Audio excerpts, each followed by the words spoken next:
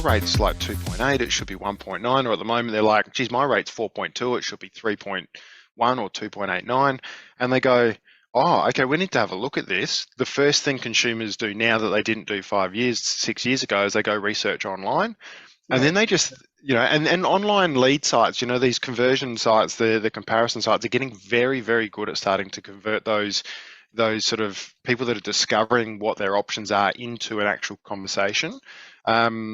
And then, so I found that clients at that point in time would just take the path of least resistance for whatever's the easiest, most front of mind option at that point in time. And in almost every single case, it was their decision was made, or the reason why they started looking was because their existing rate was uncompetitive. And if the existing rate was competitive, it would have stopped that whole searching, discovery. That never would have occurred in what we found in the conversations I had with my existing clients back then. Look, I think that is the key to why we're having this conversation now is, in an environment where interest rates are increasing, what is going to happen to our customers is that they are going to be triggered to start looking at options. And to your point, they may not be considering you when they start looking. And typically now you can go to a comparison website or Joe Blogs down the street says to them, I've been getting a really good rate from XYZ. Or the other thing which we'll look at is banks are very aware right now of the environment we're in, and they're also marketing to our customers as well. They will quickly let them know that rates are increasing, whether it's through TV advertising, sending them emails, or when they log into the internet banking, something popping up.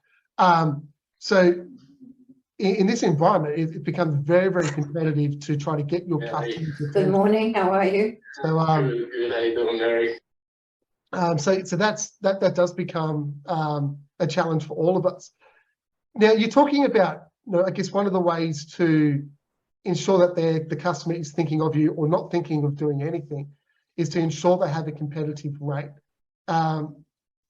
What, as I understand, Sherlok plays a role in this, and I want to hear about that. But then also, what was it that triggered that for you, that you went, well, actually, if I can solve this problem, maybe I can stop losing customers? Can you just, I guess, talk us through what you went through then, and then what inspired you to start building Sherlok? Yeah, so look, once I spoke to all our, the clients we'd lost, and it was kind of that light bulb moment of, okay, the number one thing that we could change and stop them from moving was just to have their rate competitive. And as if it was competitive, that was the number one thing that just shifted the dial, right? It didn't come down to our marketing campaigns. It didn't come down to running VIP events or any of that sort of stuff.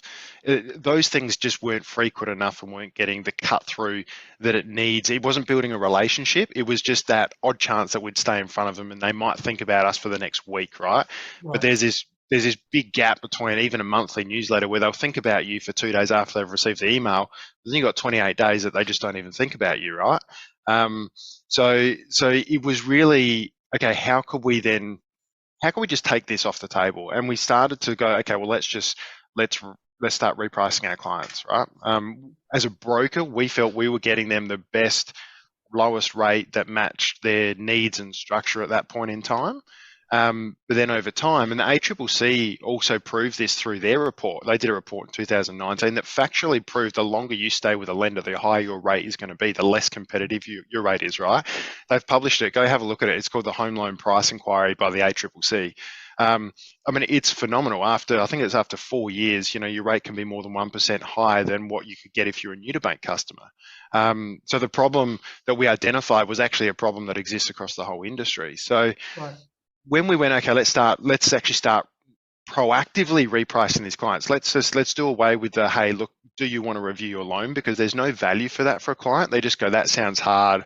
I'm busy. I'll get to it eventually. They never do. So we went, okay, let's just proactively do it.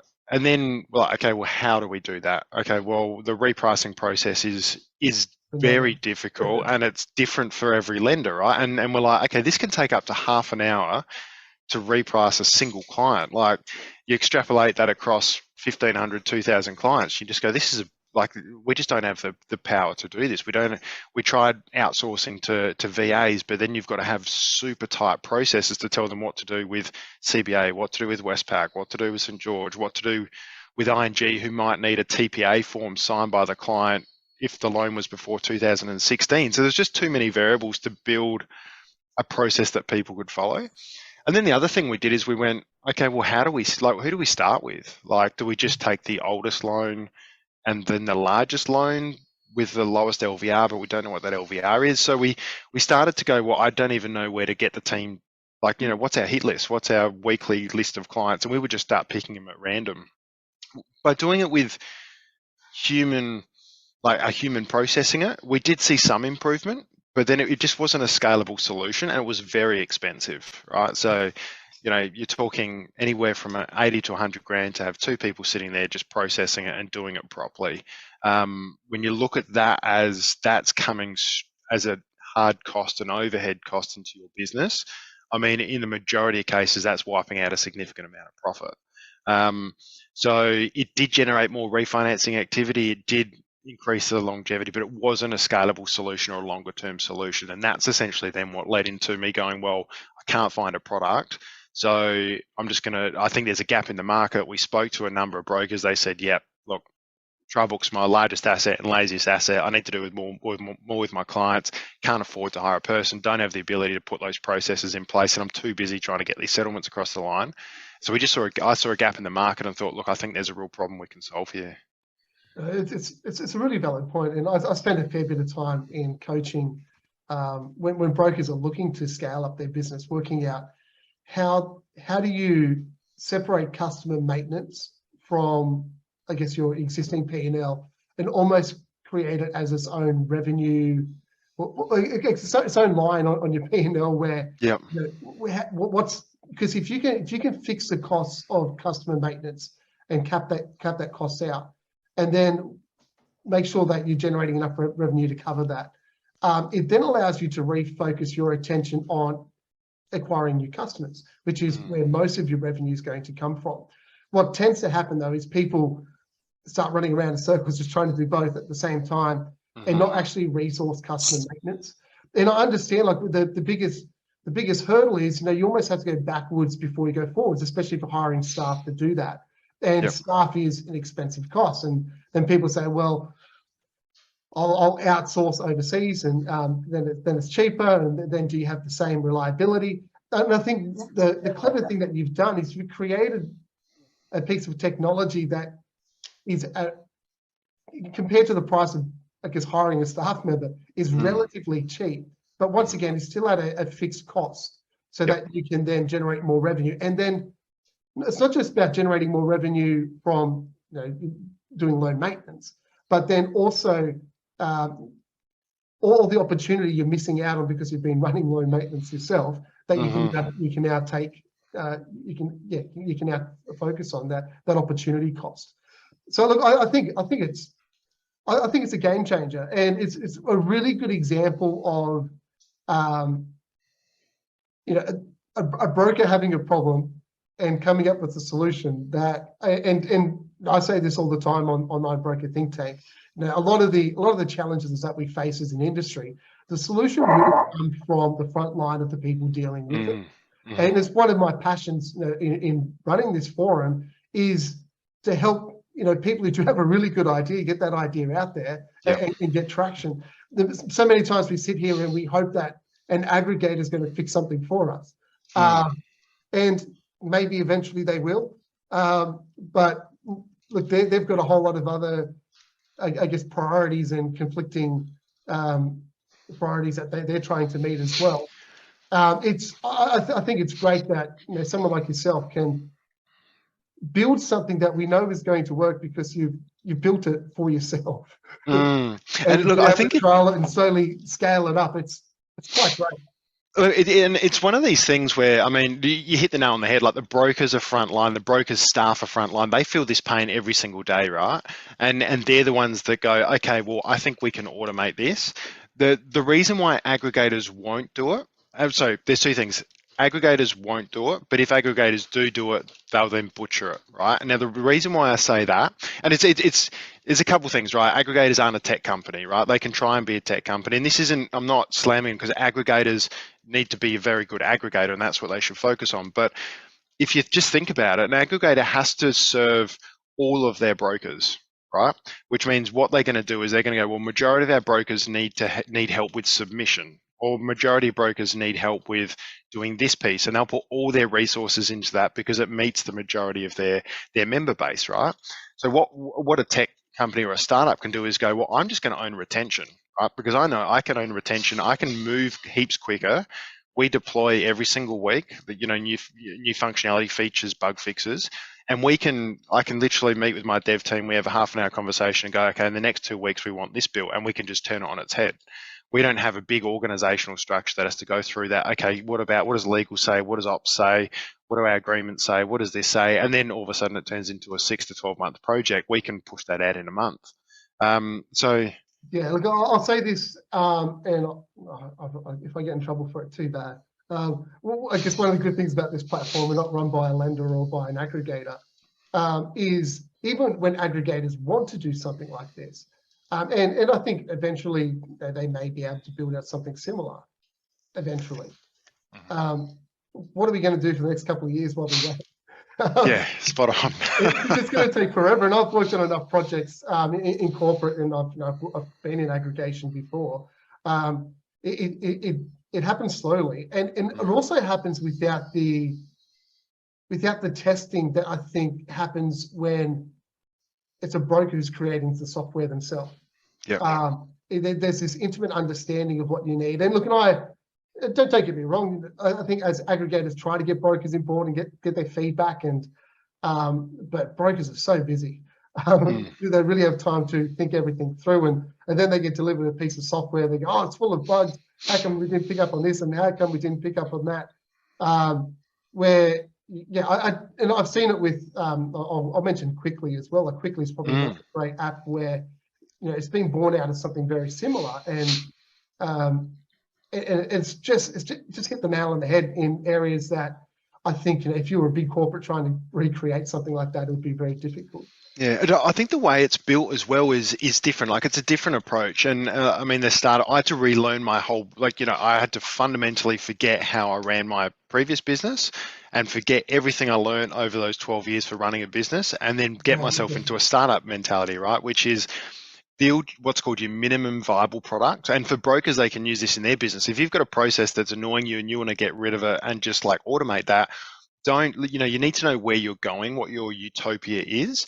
But what we needed to do is you need to bring it back to, okay, what's our first step now that we're going to get a slight improvement on? And that's called your minimum viable product. So as a startup tech company, you go, okay, what's the minimal product we can push out to market that we start getting feedback? And then you've just got to listen to those brokers really quickly and go, okay, our first product was completely different to what it is now. It's fundamentally different, right?